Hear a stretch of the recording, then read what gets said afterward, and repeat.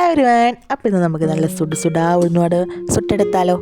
പിള്ളേർ സ്കൂളിലോട്ട് വരുമ്പോൾ ഭയങ്കര വിശപ്പോട് കൂടിയായിട്ട് കേട്ടോ വരിക.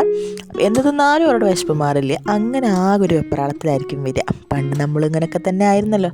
അതുകൊണ്ട് ആ ഫീലിങ്സ് ഭയങ്കരമായിട്ട് മനസ്സിലാക്കാൻ സാധിക്കും. പക്ഷേ എന്നും എനിക്കിങ്ങനെ ഓരോന്നും ഉണ്ടാക്കി വയ്ക്കാനുള്ള മൂടൊന്നും ഉണ്ടാവാറില്ല, അതൊരു സത്യമാണ്. ഇന്നെന്തോ എനിക്കൊരു മൂഡ് തോന്നി. അപ്പോൾ പിന്നെ അവർക്ക് ഇഷ്ടപ്പെട്ട ഉഴുന്നുവട തന്നെ ഉണ്ടാക്കാമെന്ന് വിചാരിച്ച് ഉച്ചയ്ക്ക് തന്നെ ഉഴുന്നെടുത്ത് വെള്ളത്തിലിട്ടു. 2 മണിക്കൂറാകുമ്പോഴേക്കും ഉഴുന്ന് നന്നായി കുതിർന്ന് വന്നിട്ടുണ്ടായിരുന്നു. അപ്പോൾ അത് നമ്മൾ മിക്സിയിൽ ഇത്തിരി വെള്ളം ഒഴിച്ചിട്ട് അരച്ചെടുത്ത്. വെള്ളം കൂടി പോകരുത്. ഞാനിതിൽ മുന്നൊക്കെ ട്രൈ ചെയ്യുമ്പോൾ മിക്കവാറും പ്രാവശ്യം വെള്ളം കൂടാറുണ്ട്. പക്ഷേ ഇപ്പോൾ ഉണ്ടാക്കി ശീലമായതുകൊണ്ട് കുഴപ്പമില്ലാതെ നന്നായി അരഞ്ഞു കിട്ടി.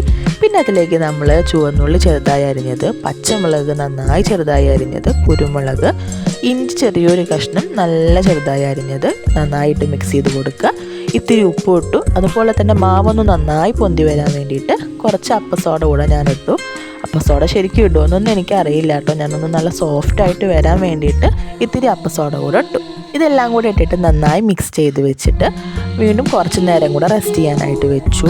പിന്നെ കുട്ടികൾ വരുന്ന നേരത്തെ ഉണ്ടാക്കിയാൽ മതിയല്ലോ, അപ്പോൾ അവർക്ക് ചൂടോടുകൂടി കഴിക്കാമല്ലോ എന്നും കൂടെ ഞാൻ വിചാരിച്ചു. അവർ വന്ന ഇതൊക്കെ ഉണ്ടാക്കാനുള്ള ടൈം എനിക്ക് തരുമോ എന്ന് ചോദിച്ചാൽ ഇല്ല എന്നുള്ളതാണ് സത്യം. എന്നാലും നല്ല ചൂടോടുകൂടി കഴിക്കുന്നതല്ലേ ഒരു ടേസ്റ്റ്. അത് വിചാരിച്ചാൽ അത് അവിടെ തന്നെ വെച്ചു. അതെന്തായാലും അവിടെ ഇരിക്കട്ടെ. അപ്പം ഞാനൊരു കാര്യം പറയട്ടെ. ഞാനൊരു PSC ആസ്പിറൻ്റാണ്. അപ്പോൾ ഈ PSC എന്ന് പറയുന്ന സംഭവം എനിക്ക് പറ്റിയ പരിപാടിയല്ല എന്ന് വിചാരിച്ചിട്ട് ആ ഏരിയയിലേക്ക് ഒട്ടും തിരിഞ്ഞു നോക്കാത്ത ഒരാളായിരുന്നു കേട്ടോ ഞാൻ. പക്ഷേ ഒരു ടൈമിൽ 220 ഒക്കെ ആണെന്ന് തോന്നുന്നു. ആ ടൈമിൽ ഒരു നോട്ടിഫിക്കേഷൻ വന്നപ്പോൾ എന്താണെന്നറിയില്ല, ചുമ്മാ അപ്ലിക്കേഷൻ കൊടുത്തു, കൺഫർമേഷനും കൊടുത്തു, എക്സാമും അറ്റൻഡ് ചെയ്തു. ഒരക്ഷരം പഠിക്കാതെ പോയി എഴുതിയ എക്സാം ആയിരുന്നു കേട്ടോ. പക്ഷേ എവിടെ നിന്നാണെന്നറിയില്ല, എനിക്കതിലൊരു മോശമില്ലാത്ത മാർക്ക് സ്കോർ ചെയ്യാനായിട്ട് പറ്റി.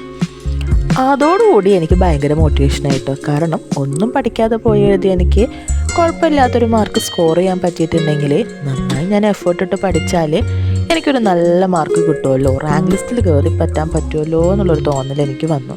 അതോടുകൂടി ഞാൻ എന്ത് ചെയ്തു, അടുത്ത നോട്ടിഫിക്കേഷൻ വരുന്നത് വരെ കാത്തിരുന്നു. പഠിക്കാനൊന്നും പോയില്ല, വെറും കാത്തിരിപ്പ് മാത്രം. നോട്ടിഫിക്കേഷൻ വന്നിട്ട് പഠിക്കാമല്ലോ. അങ്ങനെ അടുത്ത നോട്ടിഫിക്കേഷൻ വന്നു. നോട്ടിഫിക്കേഷൻ വന്ന അന്നോട്ട് ഞാൻ പഠിച്ചു തുടങ്ങി കേട്ടോ. എനിക്ക് 3 പിള്ളേരുള്ള കാര്യം അറിയാമല്ലോ. അപ്പോൾ നമുക്ക് ഈ പിള്ളേരെ വെച്ച് പഠിക്കുക എന്ന് പറയുന്നത് ഒരു മൾട്ടി ടാസ്ക് ആണെന്നും എല്ലാവർക്കും അറിയാം. പക്ഷേ എന്തെങ്കിലും ഒരു കാര്യത്തിന് തുനിഞ്ഞിറങ്ങിയാൽ അതെന്തോ ചെയ്യാൻ 100% എഫേർട്ട് എടുക്കുന്ന ആളാണ് കേട്ടോ ഞാൻ. ആ 100% ഇപ്പോൾ കുറച്ച് ഈടെയായിട്ട് അതൊരു 70-75 ഒക്കെ ആയി കുറഞ്ഞിട്ടുണ്ട്. അറിയില്ല, പ്രായത്തിൻ്റെ ആയിരിക്കും. എന്നാലും ഞാൻ എൻ്റെ മാക്സിമം എഫേർട്ട് എടുക്കാൻ ശ്രമിക്കാറുണ്ട്. അങ്ങനെ ഞാൻ എൻ്റെ ഈ കൊച്ചു പിള്ളേരെയും വെച്ചിട്ട് ഞാൻ PSC പഠിക്കാൻ തുടങ്ങി. നോട്ടിഫിക്കേഷൻ വന്നിട്ടൊരു 6-7 മാസം എനിക്ക് ടൈം കിട്ടിയിട്ടുണ്ടാവും. ആ 6-7 മാസം കംപ്ലീറ്റായി എനിക്ക് എൻ്റെ എഫേർട്ട് എടുക്കാൻ സാധിച്ചില്ല. എങ്കിലും ഒരു കംപ്ലീറ്റ് 3 മന്ത്സ് ഞാൻ ഏത് സമയവും PSC എന്നൊരു ചിന്ത മാത്രം എൻ്റെ മനസ്സിലുണ്ടായിരുന്നുള്ളൂ കേട്ടോ. എന്നും നൈറ്റിലെ പിള്ളേരൊക്കെ ഉറക്കി കഴിഞ്ഞിട്ട് ഒരു 9:30 തൊട്ടിട്ട് കണ്ടിന്യൂസ് ആയിട്ട് ഒരു 3-3:30 വരെ ഞാനിരുന്ന് പഠിക്കും. ഇത് തള്ളല്ല കേട്ടോ, എല്ലാവർക്കും വിശ്വസിക്കാം. സത്യമാണ് ഞാൻ പറഞ്ഞത്. ഒരു 3 മാസം കണ്ടിന്യൂസ് ഞാൻ അങ്ങനെ ചെയ്തു. പക്ഷേ പഠിച്ചോ വീണ്ടും ഒരു പരീക്ഷണം തന്നു.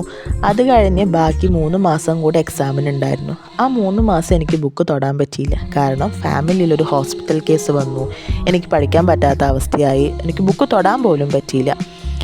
പക്ഷേ എന്തായാലും എക്സാം എഴുതിക്കോ എന്നുള്ളൊരു എൻ്റെ ഹസ്ബൻഡിൻ്റെ സപ്പോർട്ട് കേട്ടിട്ട് ഞാൻ എക്സാം എഴുതാൻ പോയി. തലേ ദിവസം പോലും ബുക്ക് തുറന്ന് നോക്കാതെ ഞാൻ എക്സാം എഴുതാൻ പോയത് കേട്ടോ. പക്ഷേ ഭാഗ്യം എന്ന് കേൾക്കട്ടെ, റിസൾട്ട് വന്നപ്പോഴോ നമ്മൾ മെയിൻ ലിസ്റ്റിലുണ്ട്. അപ്പോൾ അതൊന്നും എനിക്കൊരു കാര്യം മനസ്സിലായി കേട്ടോ. നമ്മൾ എഫേർട്ട് ഇട്ടിട്ടുണ്ടെങ്കിൽ പടച്ചോൻ ഏതെങ്കിലുമൊക്കെ വഴിയിൽ നമുക്ക് ആ ഭാഗ്യം കൊണ്ടുവന്ന് തരും.